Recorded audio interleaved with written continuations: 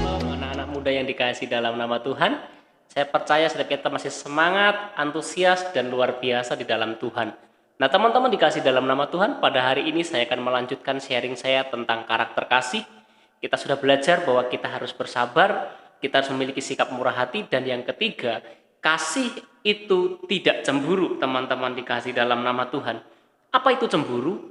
Saya mencoba mencari arti dari cemburu, teman-teman dikasih dalam nama Tuhan. Di sana ada sebuah terjemahan bahwa cemburu itu adalah sebuah gairah, sebuah keinginan, sebuah hasrat untuk menyaingi orang lain. Atau teman-teman dikasih dalam nama Tuhan, dia melakukan sesuatu, memang melakukan dengan baik, memang melakukan dengan luar biasa, tapi bukan karena dikuasai oleh kasih, tetapi karena dikuasai oleh rasa cemburu. Sehingga dia melakukan sesuatu lebih baik. Karena apa? Karena dia berpikir seperti ini. Jangan sampai aku kalah baik dengan dia sehingga orang lain yang dipuji dan bukan aku. Jangan sampai aku kalah baik dengan orang lain sehingga yang diakui adalah orang lain dan bukan aku. Nah di Alkitab ada beberapa contoh tentang orang yang mengalami kecemburuan dan itu sangat berbahaya, teman-teman dikasih dalam nama Tuhan.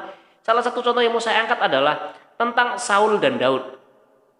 Kita tahu bahwa Daud begitu luar biasa menolong Saul di dalam kepemimpinannya.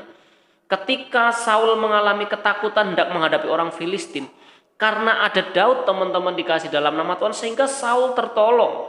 Sehingga dia mengalami kemenangan terhadap musuhnya orang Filistin.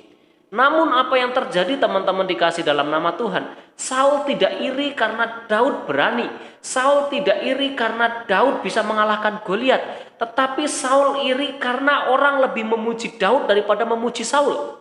Apa yang dikatakan orang Israel tentang Saul? Saul mengalahkan beribu-ribu musuh, tetapi Daud berlaksa-laksa. Yang artinya Saul itu hanya mengalahkan ribuan, sedangkan Daud berlaksa-laksa artinya tidak dapat dihitung lagi. Nah karena kecemburuan ini, teman-teman dikasih dalam nama Tuhan, sehingga Saul melakukan segala sesuatu, bahkan berikhtiar, bahkan berkomitmen ingin membunuh Daud. Ngeri ya teman-teman dikasih dalam nama Tuhan. Cemburu itu memiliki sebuah dampak yang sangat luar biasa di dalam kehidupan kita. Sayangnya luar biasa negatifnya.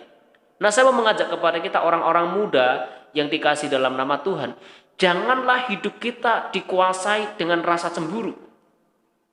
Ini bukan berbicara ketika cowokmu jalan dengan cewek lain atau cewekmu chattingan dengan cewek lain, teman-teman dikasih dalam nama Tuhan.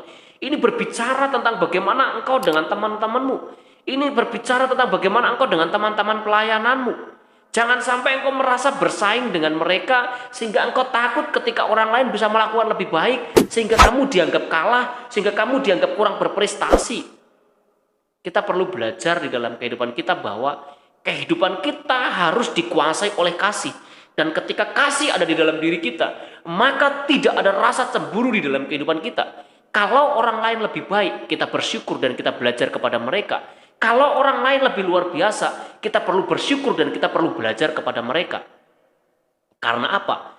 Kecemburuan itu membuat kita bisa menghalalkan segala cara. Banyak tokoh-tokoh di dalam Alkitab, teman-teman dikasih dalam nama Tuhan, yang karena rasa cemburu, karena rasa iri hati, ia berusaha menjatuhkan orang lain dengan bagaimanapun caranya. Ya, seperti yang saya katakan tadi, Saul mulai mengejar Daud tanpa ada sebuah kesalahan apapun. Kita lihat juga tentang kisah Daniel, teman-teman dikasih dalam nama Tuhan. Sadrak, Mesak, dan Abednego juga mengalami hal yang seperti itu. Karena Sadrak, Mesak, dan Abednego, karena Daniel lebih dipercaya daripada orang lain, maka mereka cemburu. Sehingga mereka juga melakukan cara-cara bagaimana bisa menjatuhkan Sadrak, Mesak, dan Abednego dan Daniel, teman-teman dikasih dalam nama Tuhan.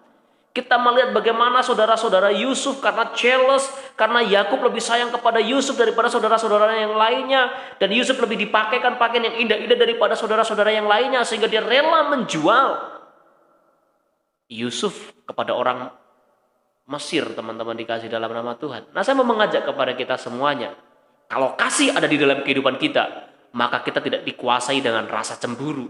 Kalau ada kasih di dalam kehidupan kita tidak akan dikuasai dengan kejelesan, teman-teman dikasih dalam nama Tuhan. Saya mau berkata kepada kita semuanya, biarlah kasih Yesus ada di dalam kehidupan kita. Kita bisa bersyukur melihat orang lain lebih hebat. Kita bersyukur bisa melihat orang lain lebih maju.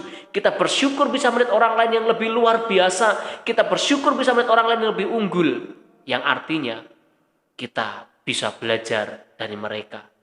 Biarlah kehidupan kita pada hari ini dikuasai oleh kasih dan tidak dikuasai oleh kecemburuan. Shalom, Tuhan Yesus memberkati.